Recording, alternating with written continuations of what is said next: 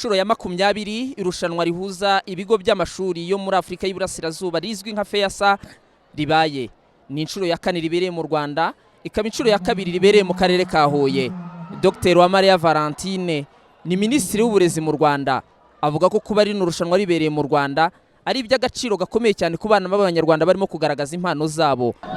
Bifuze gukuza impano kubera ko amarushanwa azaba mu mikino 9 itandukanye.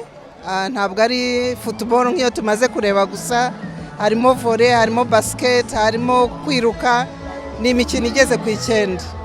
Bijyanye na politike y'igihugu yo gukuza impano mu bato cyane cyane mu banyeshuri, kuko hari na politike ya siporo mu mashuri, ariko cyane cyane kubaka uyu muco wo kwitabira amarushanwa yo kwitoza, cyane cyane ko buriya siporo igira uruhare runini no mu mitsindire y'abana.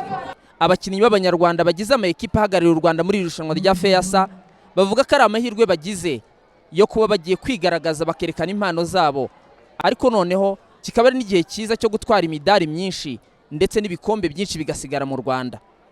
Intego twazanye nyine ni ugukora cyane ku buryo tuzatsinda tugatwara igikombe.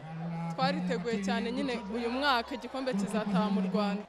Nkuko bisanzwe iki gikombe mu Rwanda biramenyerewe yuko muri handball muri FEASA imyaka yikurikiranye uko ari 3 kimaze gutaha hano mu Rwanda. N'ubu ngubu intego ni yayindi, no gutwara iki gikombe nkuko bimenyerewe kuri finali cyangwa se amademi finali menshi akunda kuba tugahuriraho turi amakipe 2 yo mu Rwanda, kuko n'umwaka washize niko byari byagenze. Iri rushanwa ribaye ku nshuro ya 20 rikabera mu Rwanda, ryitabiriwe n'abantu basaga 2924 baturutse mu bihugu 4 ari byo Uganda, Tanzania, Kenya ndetse n'u Rwanda. Iri rushanwa risakinwamo imikino igera kuri 12. Ni imikino yatangiye kuri uyu munsi ikazasozwa tariki ya 27 z'ukwezi kwa 8 muri uyu mwaka.